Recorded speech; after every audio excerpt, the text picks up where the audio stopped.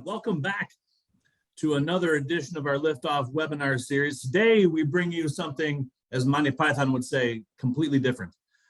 We are proud to welcome one of our newest gold members, but they've been partners with us for a long time, Icon Technology Studios and their team, to talk to us really about the creation of digital products with human-centric design. So not our typical manufacturing or defense focused webinar, but we're excited to have these guys as a part of our team to help us tell the Lyft story and the manufacturing story across the country through our ecosystem. So welcome aboard Icon. We're glad to have Doug and Ryan and Carl and Brian here with us today to talk with us through that. So a few housekeeping items before we get started. My name is Joe Steele. I'm the Senior Director of Communications, Legislative Affairs here at Lyft, coming to you from our Lyft headquarters. Hopefully everyone is safe and well as we continue through this, hybrid situation we continue to find ourselves in. Everyone should be on mute. If you are not, please go ahead and do that. We are recording this session, so we'll be able to post it on our website at lyft.technology a little bit later on today, and you can revisit it or share it with folks who may not have been able to join today.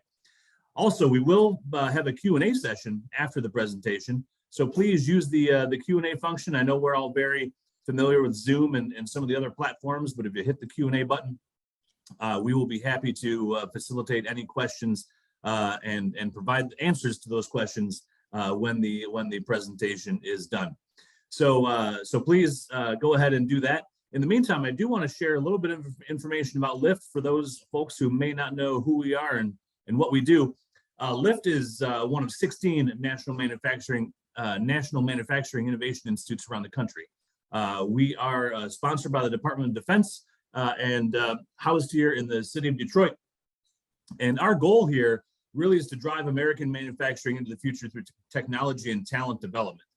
We know that the future of our national security, economic resiliency, supply chain resiliency rests on smarter manufacturing.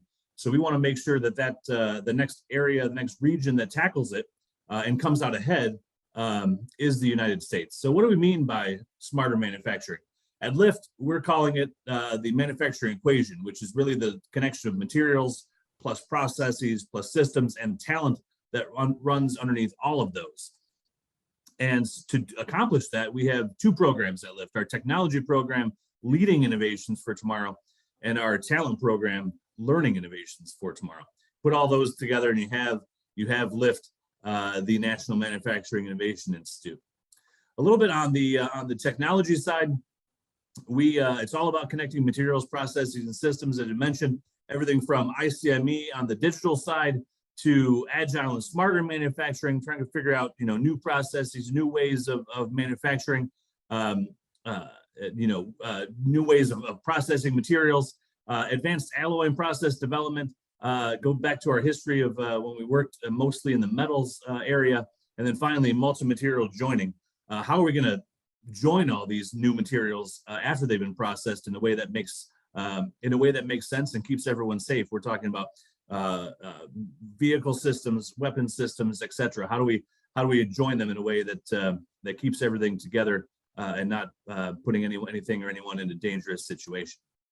So a little bit deeper dive into those four pillars of technology. Not going to quiz anyone on these, but if you want to learn more, certainly reach out to our website at lyft.technology. Be happy to talk with you through any of these pillars here.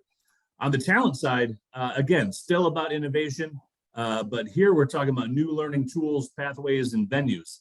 And it really hinges on our Ignite Mastering Manufacturing curriculum, which is a curriculum that we developed here at Lyft, and we provide it at our Lyft Learning Lab.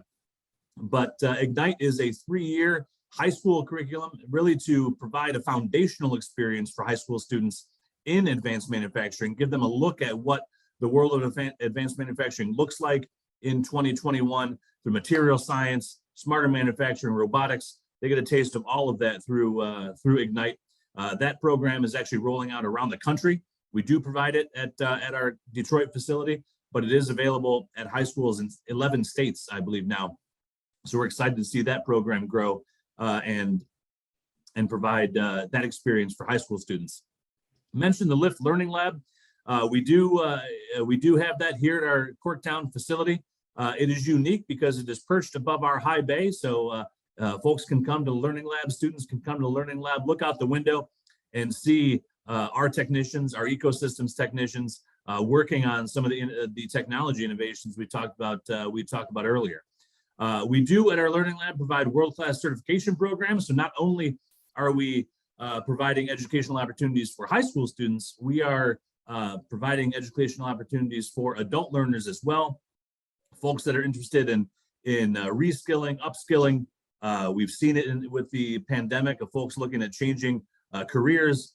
So whether it be CNC operations, whether it be welding, whether it be robotics, all of those things are available. We just kicked off our robotics program actually this week here at Lyft. So we're happy to bring that in-house. We also have a program, Operation Next. I mentioned we are a Department of Defense supported manufacturing innovation institute, and this was developed as a program to support the men and women in the military as they were getting set to leave the service, give them an opportunity 6 months before they separate from the service to earn a credential, again, in one of those high in-demand advanced manufacturing jobs. So they were able to go into their Operation Next, their civilian career, right after leaving the service. So again, CNC machining, industrial technology, maintenance, welding, robotics. That was a program that was launched as a pilot program at Fort Campbell, Kentucky a couple of years ago. It has since grown to the National Guard and Reserve and their spouses here in Michigan, the Florida National Guard and Reserve, the Wisconsin National Guard and Reserve. And stay tuned for next week, another announcement with an expansion of Operation Next we're very excited about. So we will, I'll give you that much. We're announcing another expansion of the program next week. So Lyft, as I mentioned, we are a public-private partnership between industry, academia, and government. ICON is a member of Lyft, so we're a member-based organization. So what do you get for being a member of Lyft? Well, all the things listed on the screen here. We are a trusted advisor, not just our in-house experts helping you make that transition to smarter manufacturing and talent development, but also the expertise of our ecosystem. That's why we're happy to have members like ICON on board. We're a technology accelerator. We talked about some of that already, trying to take these ideas from concept to commercialization so they can be adopted sooner rather than later. A technology showcase, showing the art of the possible here at our Corktown facility. I know things have been slowed down the last year and a half, 2 years, but we invite you back to Detroit as soon as it's safe and able to do so. Come visit us and we'll show you the art of the possible, what happens when you're connecting materials, processes, systems, and talent. We're a connector and a convener. That's why we're all here today. So thank you for joining us, trying to bring the best and brightest minds together. A talent developer, we spoke about that already, new venues, new tools, new teaching techniques. We're excited to see our programs grow around the country. And finally, we are a government partner. The federal government, particularly the Department of Defense, can be unwieldy to deal with, particularly when you're talking about small to medium-sized manufacturers. So we are that conduit that can help you bring your ideas to the DoD or work with the DoD. So come to us. We are able to make that happen in a rapid and efficient manner. So thank you. I know I wanted to give you a little bit about Lyft. You can follow us. You can visit us on the website. You can send us an email or even give us a call on the phone like olden times. But feel free to reach out to us if you have questions about membership, about what else we do. But in the meantime, I'm going to stop sharing my screen and turn it over to Doug and crew from ICON. So Doug, the show is yours. Thank you. Great. Thanks, Joe. We're excited to be here. And as you mentioned, we're excited to be a member. We've helped your team with various web and software initiatives over the years now, as you mentioned. And really, we're excited because we help clients evolve and we engage with the country's foremost brands and industry experts in their digital transformation. For starters, we see problems as opportunities and challenges. And we all know leaders are experiencing monumental impacts on global manufacturing, disruption in supply chain, workforce availability, and training, giving scarcity of resources. So what we see is all of these present an incredible opportunity for companies to innovate and accelerate digital transformation at an unprecedented rate. Next slide.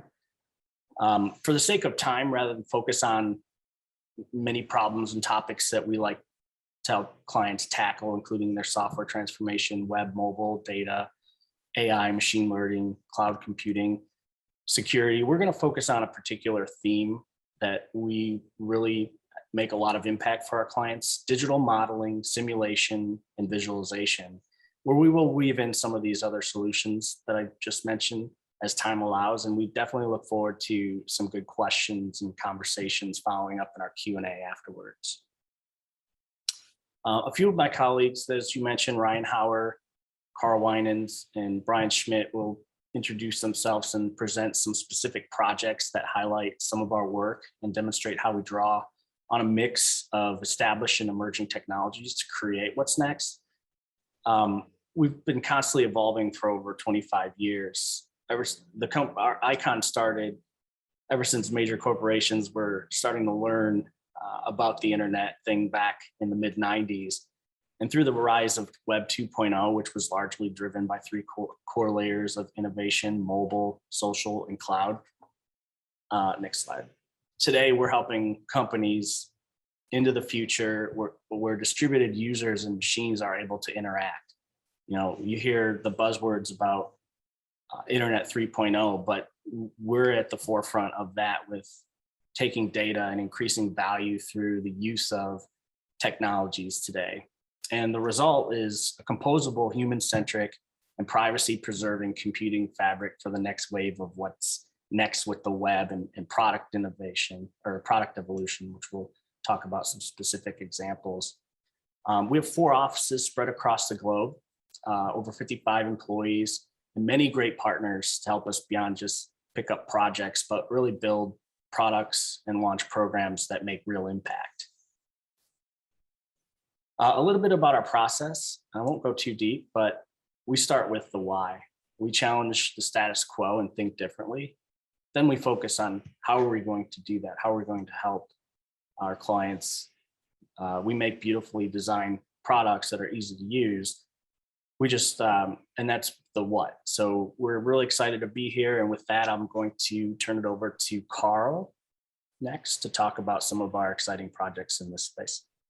Thanks, Doug. And thanks everyone for taking the time. So my name is Carl Winans. I'd like to show you how immersive digital experiences can impact your training and engineering initiatives. So from bus driving simulators and pharmaceutical clean room training to virtual prototyping and vehicle design, virtual environments can put trainees and employees into realistic, real-time simulations that save time, reduce costs, and increase safety.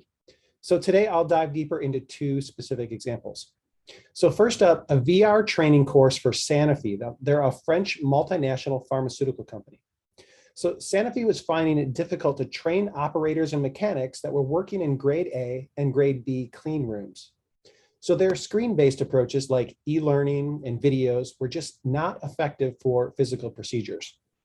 And training in an actual clean room proved to be expensive because they have to stop production for training, difficult to apply consistently due to the availability of trainers and training sites, and potentially dangerous when training involved unusual high-risk scenarios. So we created a virtual training environment that's deployed on inexpensive, off-the-shelf Oculus Quest VR headsets. It's easy to set up and it requires minimal site preparation. Now the training is broken up into discrete, digestible modules, each focusing on a core principle. And each module contains a handful of scenarios that train operators in a specific behavior or how to respond to a specific kind of event. Now we're using a learn, practice, test approach. So each scenario can be learned and practiced in isolation in any order. Now in practice mode, when a mistake is made, learners are instructed on both the best practice and why it's important. Then when they're comfortable or at the direction of a manager, learners can attempt the scenario in test mode where less direction is provided. And lastly, we capture data on the learner's performance throughout both test mode and practice mode. So this allows us to track learner progress and identify which tasks might require retraining. So next up, I want to show you a software application we developed for Ocular 3D based on their light projection obstruction patent. So the Ocular 3D software accurately quantifies the field of view and visual obstructions within a 3D environment. So the question is, why is this important? Well, the manual process for forward vision studies, which measures and quantifies the areas of visual obstruction, it hasn't changed much since 1974. So with Ocular 3D, vehicle designers can now experience and quantify visual obstructions from different driver viewpoints in real time. So this eliminates expensive physical vision bucks by allowing for virtual checks before any physical capital investment. So in this image, the blue sphere represents the driver's left eye, and the yellow sphere is the driver's right eye. So the blue surface areas on the vehicle represent what the left eye cannot see, and the yellow surface areas represent what the right eye cannot see, while the black surface areas represent what both eyes cannot see, and the white surface areas represent what both eyes can see. So this process can also be applied to vision studies for visual obstructions outside the vehicle as well. So as you can see, the immersive digital experiences that we've developed for our clients can save time, reduce costs, and increase safety for training and engineering applications. And with that, I'm going to hand things over to Ryan. Thanks, Carl. I'm Ryan. I'm our Director of Strategic Partnerships at Icon. I work closely with Doug and the business development team, and I want to talk about an example of some work that Icon's done in virtual experiences, high-end 3D virtual environments, and sort of digital twins of 3D product models that we incorporate into experiences that we can launch at shows, online, and in the field. So this specific example is the Blue Halo Virtual Explorer. Our client, Blue Halo, is in the defense and space industry. We manage their entire event schedule for trade shows. And this year they were looking for a way to create a high-tech, engaging way for prospective buyers to learn about their services and their products at trade shows, but they also wanted to be able to make that same experience available online or on a tablet so they could take that out to clients in the field as well. So what we came up with was this virtual explorer. So we created a completely 3D interactive environment within Unreal Engine. Because it's built in a game engine, the interface is a lot like a game menu. So it's very fun, interactive. You're seeing some screenshots of this virtual 3D environment where we've got their planet Earth icon and menus coming in. Everything is moving there. We'll share a video of this with everybody after that you can see this kind of in real time.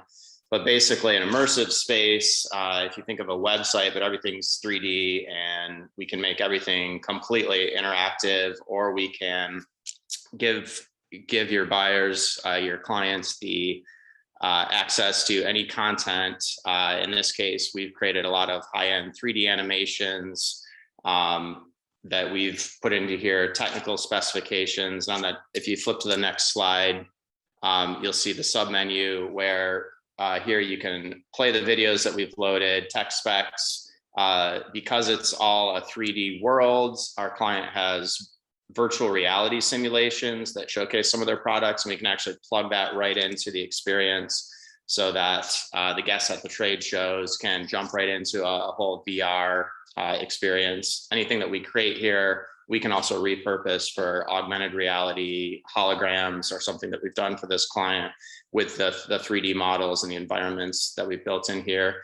And the 3D Explorer, which is the last option here, if we flip to the next slide, you'll see this is a campaign animation. And then the slide after this will show a photoreal environment where we've taken one of Blue Halo's products. This is a drone sentry system. And we've put this in a fully interactive 3D world so that at the show, or if you're online, you can use touchscreen controls or your mouse to move throughout this, rotate around. We can create interactive sort of exploded parts to see within and text call outs. And then in the next slide, this is a representation. We did an interactive sequence where you can take the different components and load them into the back of this pickup truck. And we can change to any environment imaginable. So it can be satellites in space, the locust in the desert. We're able to take it and put it on a cruise ship to show it in different environments. And what's really a nice advantage to this is that it can live anywhere. So it can be online, it can be at a trade show on a tablet, and it's all one platform. So when we make any update to the main platform, then everything is updated so that it can be used for a live show, or the trade show has been canceled, which has been going on a lot, obviously, during COVID.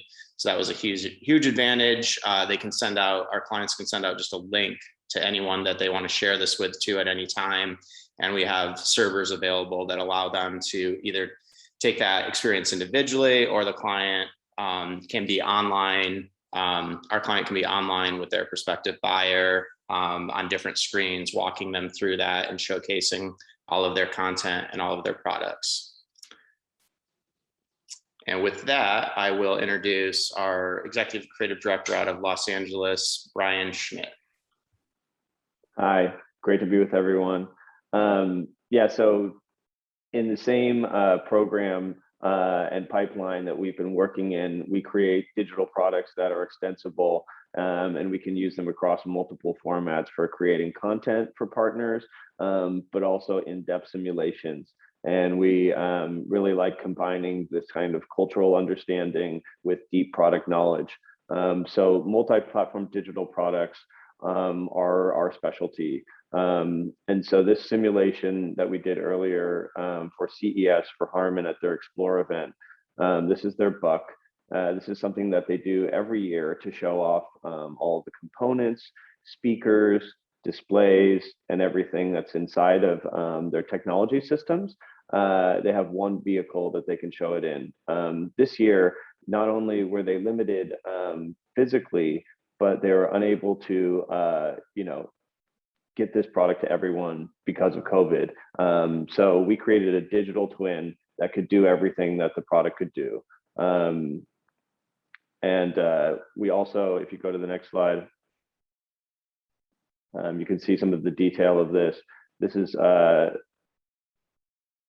steering wheel, and this is kind of the future vision for Harman. So this was a combination where we're able to work on their digital product that they're able to use for demos. Go to the next slide, put onto a website, and also do a digital roadshow. So rather than having to take a physical model around the United States, which they were unable to do during COVID, we had a fully working digital model that could replicate any of the experiences. So there are things like video game experiences that they wanted to show in the car, concert experiences, ways of connecting, and we're able to simulate all of that.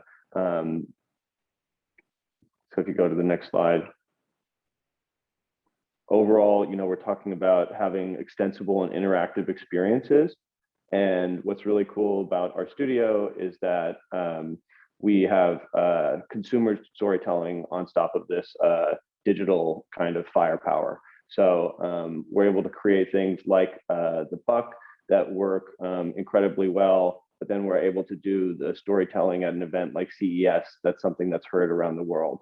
So another project that we're incredibly excited about just launched on Tuesday, and this is for the new Matrix movie. I'm sure you guys have heard about NFTs and avatars as being a unique kind of collectible thing.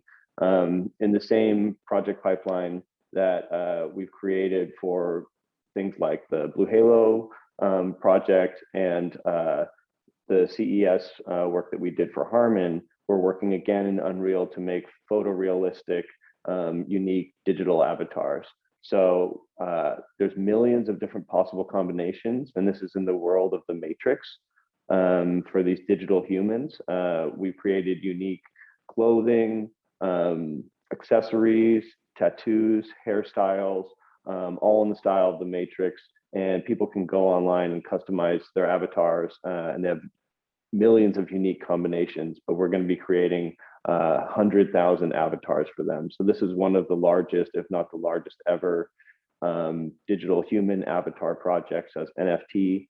And I think it's really interesting because you know, we're having a deep technical understanding of simulating a photoreal human, creating all these amazing custom things in the world of the movie and kind of extending that digital universe to the NFT space, but doing it as something that's incredibly culturally relevant. So yeah, if you go to the next one,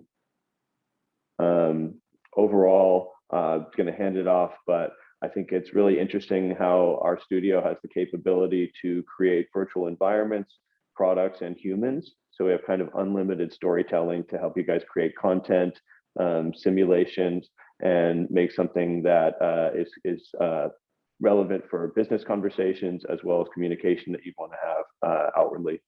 So yeah, with that, I'll hand it back.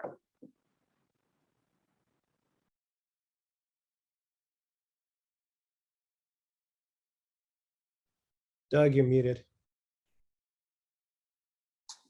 It's always on mute. It sounds best, you know. I was just saying, we obviously work across a lot of industries, but we learn a lot from all the industries we're in to hone our craft, which is exciting. And having a team spread across the country, you know, it's been fun and it's challenging, obviously, through COVID, but we accomplished quite a bit for our clients. And this is just a small example of the partners and clients that we work with. And with that, we're really excited to open up to Q&A and hear what type of questions you all have.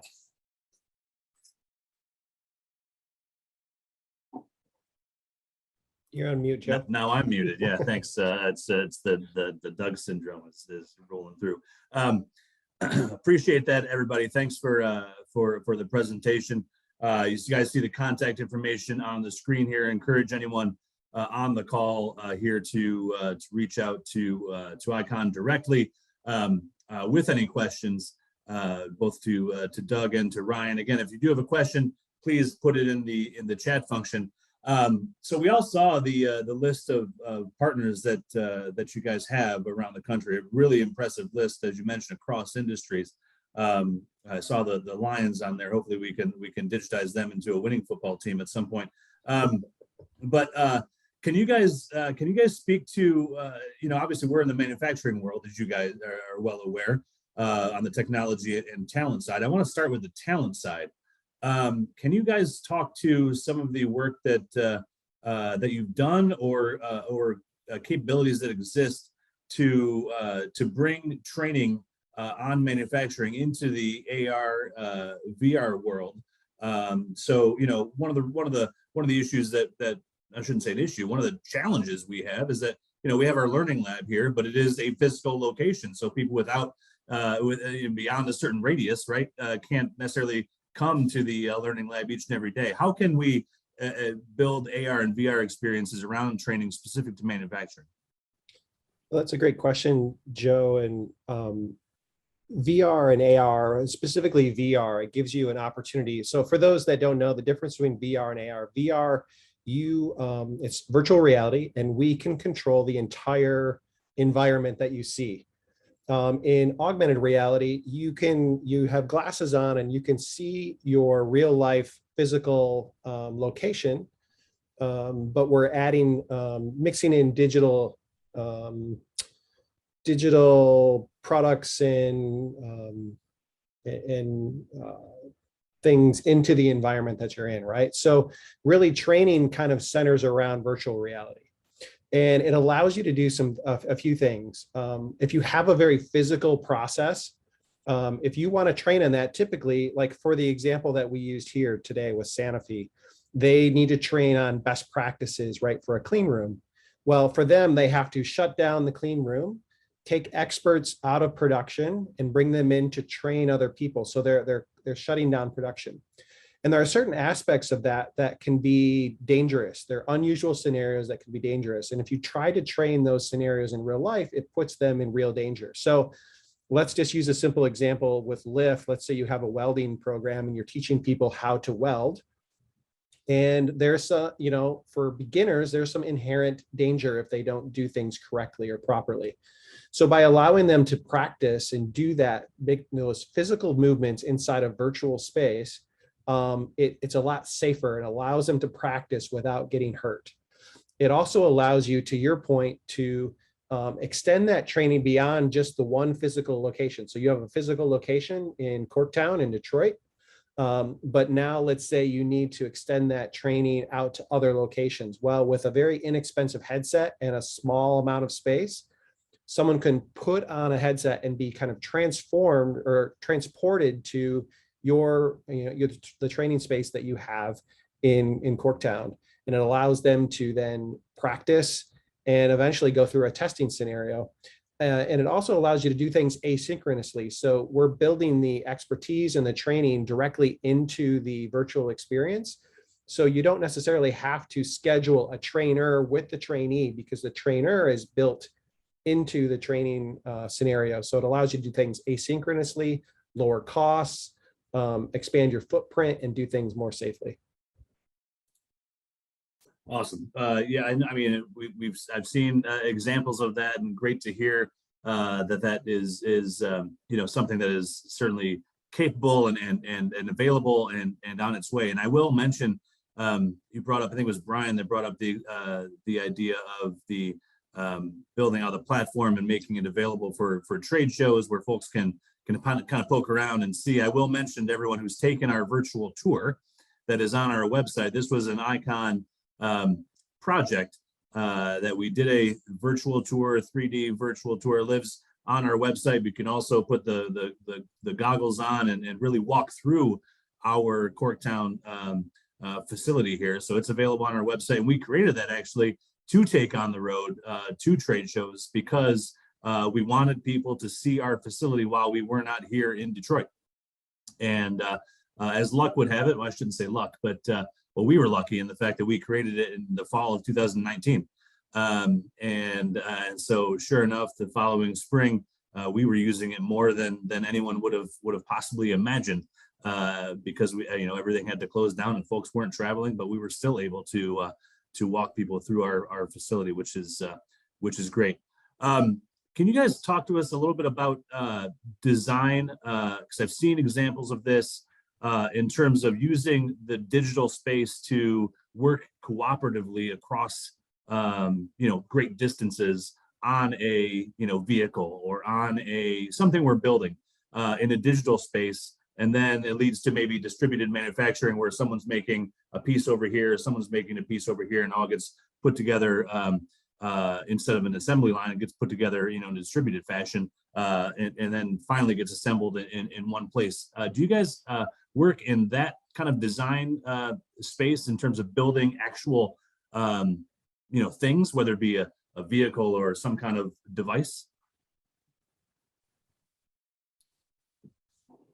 Who wants to jump in? I can give one example. So we helped FCA with some prototyping.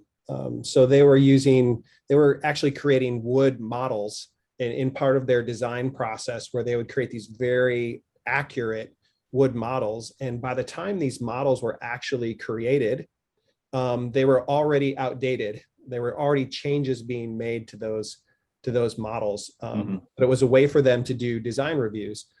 And so part of it was us working with them to develop a prototype so they could take those models, bring them into virtual space, collaborate together from multiple locations all over the world, and look at these models together and make comments and changes and iterate in real time, in a virtual environment. Another example too, we work with a lot of tier 1 automotive suppliers that aren't the OEM making the vehicle, but a lot of the electronic components inside the vehicle that give it 360 degrees cocoon of safety, all of those types of things that they're working on. We're able to demonstrate that to have their sales engineers demonstrate that to their customers in ways that were enhanced beyond just PowerPoint presentations. And we work with a lot of engineers in that space who are just blown away by being able to show their work. And from a creative standpoint, that's a huge benefit. Yep. and just to talk about it also creatively, our team is working that way already. We're distributed around the world. We have 24 hours of people working between West Coast of the US, Midwest, East Coast, and our offices in Australia. We're going to be expanding that in the future as well. But for us, we on all these projects, different ones that you show, we'll have different groups working in 3D, in online, in shared spaces, and assembling these products. And so we have a pipeline for doing that internally, and we're very happy to create that, with partners, and we've done it quite a few times. And I just think it's incredible, as a creative person and a collaborator, to have 3D tools, right? And to have 3D online tools that are connected where you can build something together. And then when you add, like Carl was saying, augmented reality or virtual reality, and ability to view that in 3D and then to have a conversation, I really think that's the future of collaboration, right? Where we could be in a shared space, we could have a 3D model that works, and we could talk about how to improve it. And we could iterate on that to the point of my colleagues earlier, without extensive prototyping. And this idea of sort of virtual sampling and virtual production is something that I've been working on my entire career. And I love what we've done here to bring it all into one space, because we can have an idea and then we can build that. We don't have to wait for another partner. So when we're working with you guys, it's a really clear line for any one of our partners between what you want to do and then us giving you digital tools to make that happen. I think I could sit here and talk about this all day, but as we're moving into this hybrid or virtual world that we're all experienced over the last 2 years, 18 months, what does that? I ask you guys to speculate a little bit. What does that mean for your business and the whole virtual space that you were just talking about? I mean, we're all do walls mean anything anymore in terms of collaboration, or are we moving towards this world where so much work will be done collaboratively, but from distances apart, but we all get to join together via technology that exists. Is this do you see a lot of that changing with your clients and more interest now than ever because of what we've all been through? Yeah, obviously with COVID, everything's been accelerated. We were trending in that direction, and it was just massively accelerated. And you then find that you have opportunities to work with incredible talent all over the world, and bring them together in ways that you couldn't before. Well, you could before, but there were structural things, there were managerial things, there were just things, structurally and operationally that maybe were holding people back. But now we've all been forced to kind of, take a step forward and realize, oh, this is actually can be really beneficial. Mm-hmm. And I think we're just going to continue to see an acceleration of that and an exploration of that. So right now, everyone's exploring everything from fully remote to hybrid situations to virtual working environments, and figuring out what works best, what doesn't. There's something to be said for being in the same room with someone, and then there's something to be said for working with great talent all over the world. And so how do we blend those things together? I think in the future, it will be some sort of blend, and it will be very flexible based on the needs of the project and the client and the companies that are all working together on this. I didn't really get into it too much in my Lyft overview, but one of the pillars of technology we have is ICME, which is Integrated Computational Materials Engineering, right? Which is trying to understand how a material is going to react before it's processed, so we understand what's coming out of the process, and making sure it's able to go into whatever system it's going to end up being in eventually, right? So we want to make sure that we know as we develop new materials, we want to be able to model them. How do you guys foresee the application of VR and AR maybe in the simulation modeling world, even not just the materials, but even we talk about smarter manufacturing for manufacturers to be able to collect data and be able to better predict when a machine is going to, break, right? How the quality of their products, make sure every product is exactly the same, every piece, every component is exactly the same each and every time. To collect that data, they can make real-time decisions based on that data. How do you see is AR or simulation modeling? How do you see that happening going forward? That's specific to manufacturing.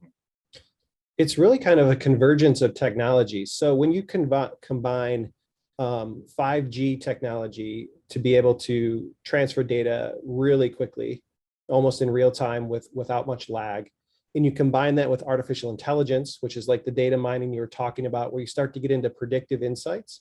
So you can start to predict when a machine is most likely to fail. Mm-hmm. And then you combine that with something like augmented reality, and you can send a technician out, to proactively look at a machine. And then with augmented reality, they can have glasses on that has a camera, and that camera can show in real time what that technician is seeing, and then send that image back to maybe a master technician that's located somewhere else.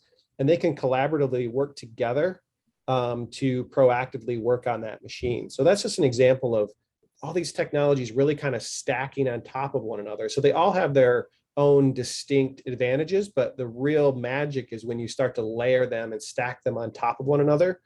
So that's kind of where you're going to see a lot of convergence, and just things that we just never thought possible are gonna be, again, rapidly kind of accelerating and moving us forward. Yeah, so we're back to collaborating virtually, right, and working together in a space that doesn't exist. Yeah, and then accelerating that, like it's you and another person, and then an AI, right? Right. And you're all connected in real time, and the AI kind of makes you almost like a hybrid human, right? Like you're now 10 times smarter, or maybe 1,000 times smarter than you were, because you've got an artificial intelligence that's augmenting your own intuition and creativity, which is what humans are really good at. Mm-hmm. And you combine that with the data processing capabilities and the predictive analytics capabilities of AI, you really start to see some kind of magical applications where it really does start to feel like magic. Is there machine learning in any of that as well, or are we talking just using the technology so folks can, I guess are we able to get involved with machine learning in any of those technologies as well? You mentioned AI, machine which might learning be part of that. Is really a subset of AI. Yeah, and it's where the machines or the algorithms and whatnot, it's starting to learn on its own, right? It's starting to become more intelligent with more data and learn from its own mistakes. And that's really why it's called machine learning, but that's really a subset of AI. And that's going to be a cornerstone of advanced manufacturing. And especially when you talk about quality control and predictive analytics and maintenance, it's got to learn from itself and get smarter over time. Yeah, I mean, that's absolutely where we are going as an institute, as mentioned, connecting materials, processes, and systems, and the data that kind of loops through and connects all of that. So manufacturers can make real-time decisions based on real-time data, understand what's coming out the other side, making sure their machines are operating, making sure their whole operation is operating efficiently. And the technology exists to make everyone smarter and operate in that way. So we're not just guessing, or the modeling and simulation piece where we're not making and breaking. We can test in a virtual area, a virtual arena to do things so much faster and more efficiently, faster, better, cheaper. That's what we like to say. So we're not wasting time with materials or wasting materials in making and breaking. So that's absolutely where we're going, and that's why we have partners like Icon on board with Lyft. As I mentioned in the very beginning, something completely different, not necessarily a manufacturer, but certainly an enabler of smarter manufacturing and allowing folks to do things in a smarter, more efficient, and really collaborative way, no matter where anyone is. So anything else from the Icon crew? here? Anything we did not discuss? Just wanted to add one thing, just generally speaking, because we touched on it in the beginning about Web 3.0, but I think what's exciting now is how it's becoming decentralized, where unlike, the 2.0 version of the internet that we talked about, which data was primarily stored in centralized storage locations, users are able to interact with data through the use of AI and machine learning that we were just talking about. Also layers of security. I think before, there's always the fear that if my data gets in the wrong hands, what will that look like? But the decentralized component of what's happening right now, I think is really exciting and creating a lot of opportunities. Well, you bring up a good point. Maybe that stirred up one more question for me. Sorry. Hey, as we're talking about data and the control of data, obviously we are we work, with the Department of Defense. We don't want that data anywhere besides here.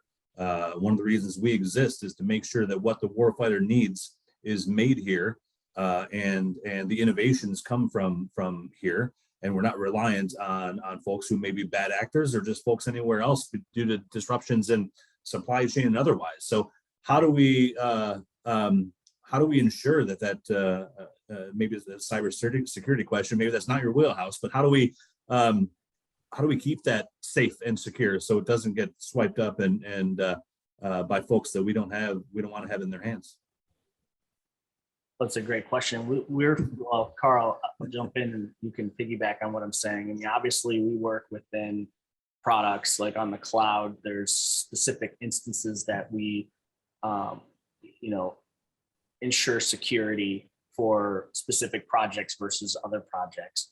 And so we work with our partners like Amazon Web Services and any of the cloud services to manage security.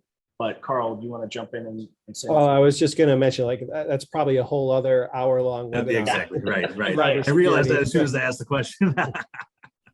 Yeah.